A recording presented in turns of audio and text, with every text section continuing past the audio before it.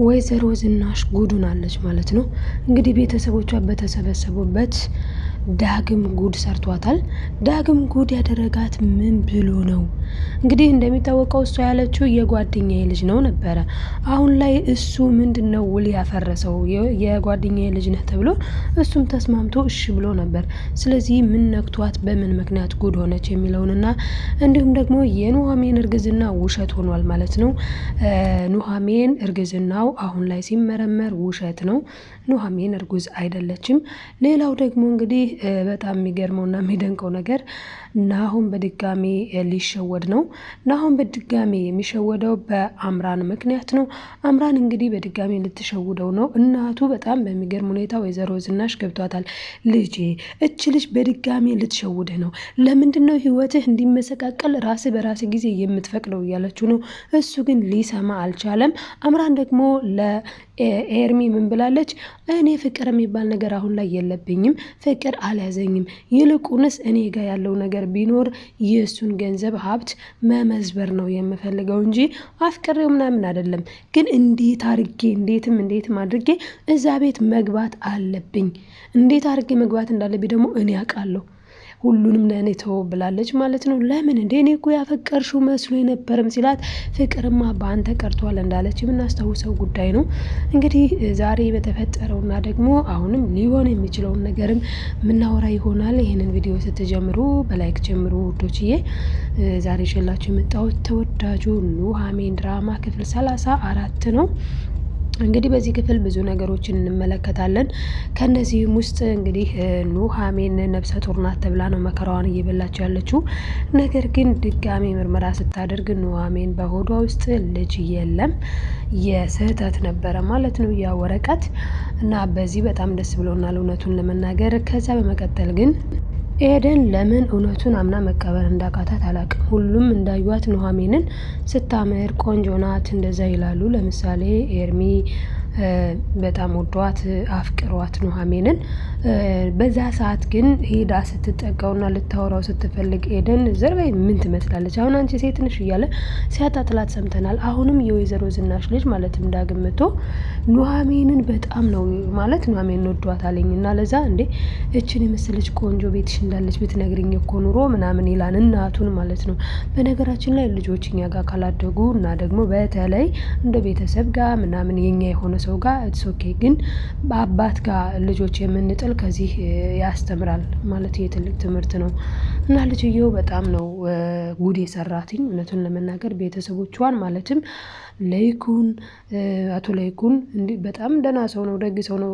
እኔ በጣም የሚገርመኝ ነገር ወይዘሮ ዝናሽ ይህንን ያህል ትልቅ ጉድ ይዛ አሁን ግን ማለት አምራንን በዚህ ልክ ስታጣጥል፣ በዚህ ልክ ደግሞ ኑሐሚንን እንደዚህ ስታደርግ እኮ በህግ ያገባችሁ ነው የምትመስለው ማለት አቶ ለይኩን። በዛ ላይ ደግሞ በጣም ጨዋ ነው የምትመስለው። ነገር ግን አስባችሁታል 9 ወር ሙሉ አንቺ አርግዘሽ ስትወልጂኝ ወንድሜ ደግሞ ብዙ የሚበልጠኝ አይመስልም ሳይው።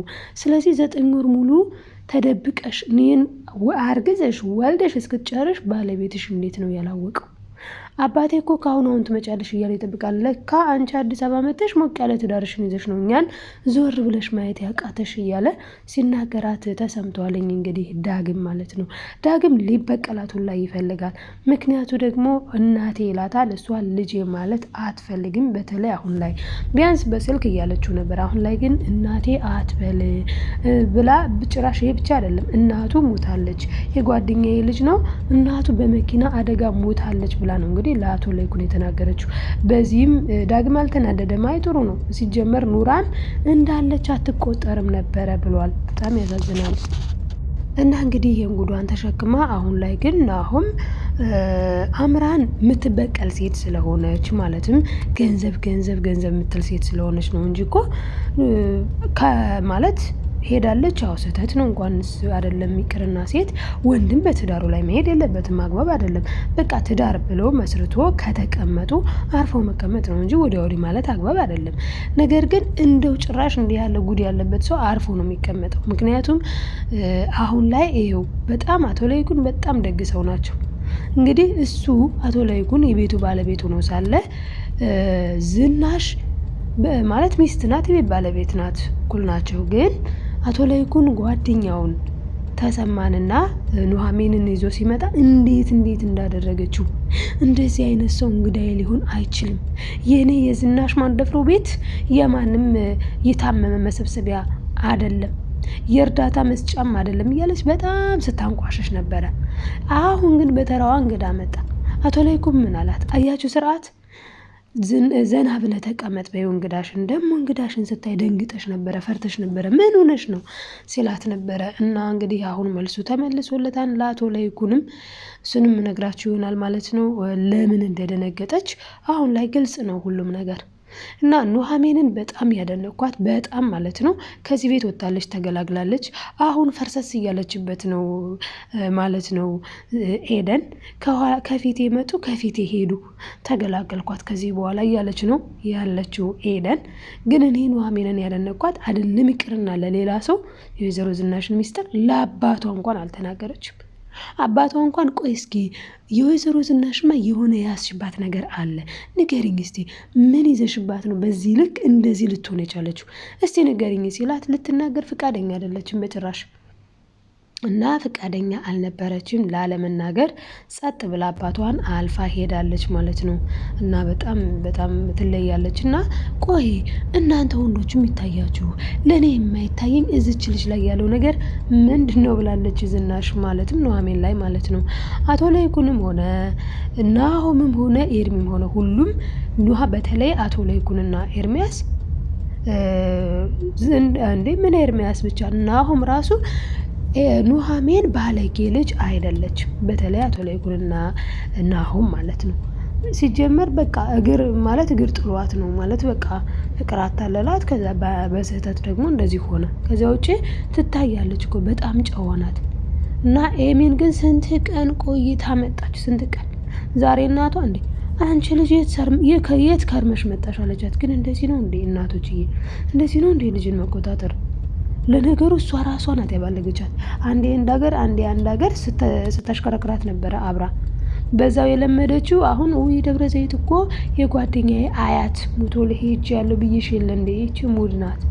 እና ያንንም አሁን በጣም የሚገርመው ነገር ዳግም ከመምጣቱ እንዴት የጓደኛዬ ልጅ ነው ስላለች ወንድሟ እኮ ነው እንዴት ብላ እንደምታየው ማለት ነው። በጣም ዱርዬ ናት ኤሚን በጣም። እና ወይዘሮ ዝናሽ ዱርዬ ልጇን አጠገቧ አስቀምጣ ሁለቱንም ልጆቿን። ለዚህም ነው አቶ ላይኩን በልጅ አልተባረኩም እያለ ነበረ ደጋግሞ በፊት በተለይ ማለትም ናሆም ያድር ነበር ይጠጣ ነበር በጣም። አሁን ደህና ነው ጨዋ ሆኗል እሱ። እቺ ግን በጣም ነው ጸያፍ ነገር ነው የምታደርገው ሁላ። ለዛም ነው አቶ ላይኩን አሁን አንቺ ኑሐሚንን የመናገር ብቃት ያለሽ ይመስልሻል? እስቲ ልጅሽ መጀመሪያ የት ናት? በዚህ ሰዓት የት ነው ያለችው? ለምን አቶ ላይኩን ብዙ ሰዎች አሉት። ልክ እምራንን እንትን በሉልኝ ማለት ተከታተሉልኝ ብሎ እኮ የአምራንን ቪዲዮ እንደያዘ ኤሚንን አስጠይብ ይህኔ የሆነ ሰው እንዲከታተላት ቢያደርግ ነው። በዚህ ሰዓት የት እንዳለች ልጅሽ ሂጂና እይ ብሏታል። ያ ማለት መጥፎ ቦታ ላይ ሆና አይተው ነግረውታል ማለት ነው ለአቶ ላይኩን። እና ዝናሽ ልጆቿን ገንዘብ በመስጠት በጣም ነው ያባለገቻቸው። ናሆምንም ገንዘብ እየሰጠች እሷ ናት ያባለገችው ማለት ነው። አሁን ላይ ደግሞ ዳግምን ምን ልታረገው ትችላለች? ዳግምስ እንደ ሁለቱ እሱም ዱርዬ ይሆን ወይስ ጨዋ ልጅ ይሆን የሚለውን ስንመለከት እንደምንመለከተው ከሆነ በጣም ዘላን ነው ማለት እናቱን ራሱ እንዴት እንደሚያናግራት። ከዚያ ውጪ ይኸውልሽ ይልቁንስ ቶሎ ለቤተሰቦችሽ ብትነግሪያቸው ልጅሽ እንደሆንኩኝም ብትነግሪያቸው ይሻልሻል። ግን ምን አይነት ነሽ? እንዴት ነው ባልሽን የደበቅሽው? ሄደሽ ወልደሽኝ እስክትመጪ ድረስ ያላየው እንዴት ነው? በጣም ገራሚ ሴት ነሽ እያለ እናቱን ራሱ ሲዘልፍ ሰምተናል ማለት ነው። ከዚያ ውጪ ስለ ኑሐሚን በደንብ ማወቅ ይፈልጋል። ነብሰ ጡር ናት እየተባለ ሁላ ትሁን እኔ እኮ ስለ እሷ ማወቅ ነው የምፈልገው ይላል ማለት ነው። እና ለዚህም ነው ወይዘሮ ዝናሽ ማለትም የዳግምዬ ናት ቆይች ልጅ ላይ የሚታያችሁ ነገር ምንድን ነው ስትል የነበረው ደጋግማ።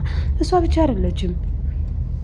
እሷ ብቻ ሳትሆን እንግዲህ ኤደንም እንዴ አጠገቡ ሁና ኤደን አጠገቡ ሁና ዳግም ማለት ነው። እሱ ግን ማወቅ የሚፈልገው ስለ ኑሐሚን ነው። እንዴ ቆይ በቃ ይች ልጅ ሄደች በቃ ኑሐሚን አትበሉብኝ እስኪሉ ድረስ። በዛ ላይ ደግሞ ዳግምም ራሱ ለዝናሽ ምን ብሏታል? ቆይ ግን ለምንድን ነው የሄደችው? ለምን መጡ? ለምን ሄደች?